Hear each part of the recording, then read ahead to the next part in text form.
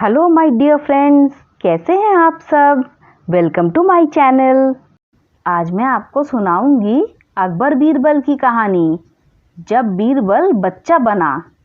एक बार की बात है, बीरबल को दरबार में आने में थोड़ी सी देरी हो गई। राजा अकबर बेसब्री से बीरबल का इंतज़ार कर रहे थे। जैसे ही बीरबल दरबार में पहुंचे, अकबर ने उनसे देरी का कारण पूछा। बीरबल कहने लगे, आज जब वह घर से निकल रहे थे तो उनके छोटे छोटे बच्चों ने उन्हें रोक दिया और कहीं न जाने की जिद करने लगे। किसी तरह बच्चों को समझा बुझाकर निकलने में देरी हो गई। राजा को बीरबल की बातों पर बिल्कुल यकीन न हुआ। उन्होंने सोचा कि बीरबल देर से आने का झूठा बहाना कर रहे हैं। उन्होंने बीरबल से कहा कि बच्चों को मनाना इतना भी कठिन नहीं। अगर वह ना माने, थोड़ा डांट डपट कर उन्हें शांत किया जा सकता है। वहीं बीरबल इस बात से परिचित थे कि बच्चों के मासूम सवालों और जिद को पूरा करना बेहद मुश्किल होता है। जब अकबर इस बात से संतुष्ट न हुए तो बीरबल को एक उपाय सूझा। उन्होंने राजा के सामने एक शर्त रखी। उन्होंने कहा कि वह इस बात को सिद्ध कर सकते हैं कि छोटे बच्चे को समझाना कितना मुश्किल होता है, लेकिन उसके लिए एक छोटे बच्चे जैसे व्यवहार करना होगा। वह राजा को समझाना होगा। इस शर्त के लिए राजा तैयार हो गए। अगले ही पल बीरबल एक बच्चे के जैसे चिल्लाने और रोने लगे। राजा ने उन्हें मनाने के लिए अपनी गोद में उठा लिया। बीरबल गोद में बैठकर राजा की लंबी लंबी मूंछों से खेलने लगे। कभी मूंछों को बिगाड़ते, कभी मूंछों को खींचने लगते। अभी तक राजा को कोई आपत्ति नहीं हो रही थी।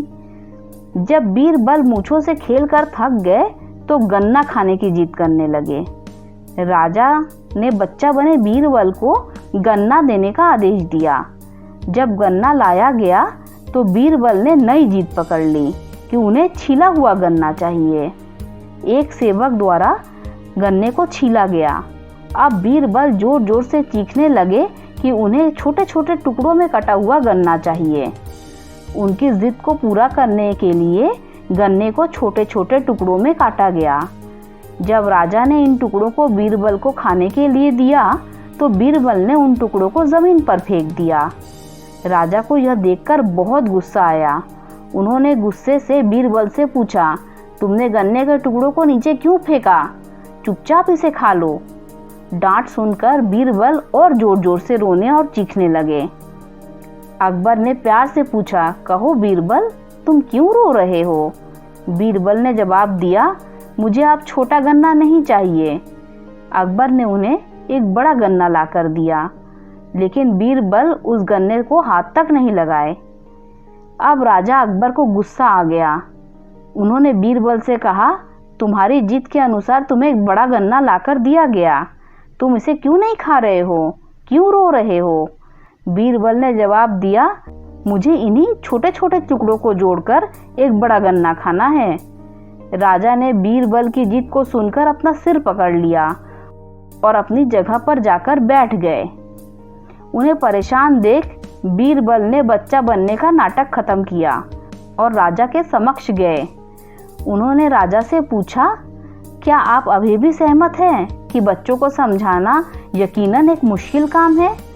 राजा ने हाँ में सिर हिलाया और बीरबल को देखकर मुस्कुराने लगे।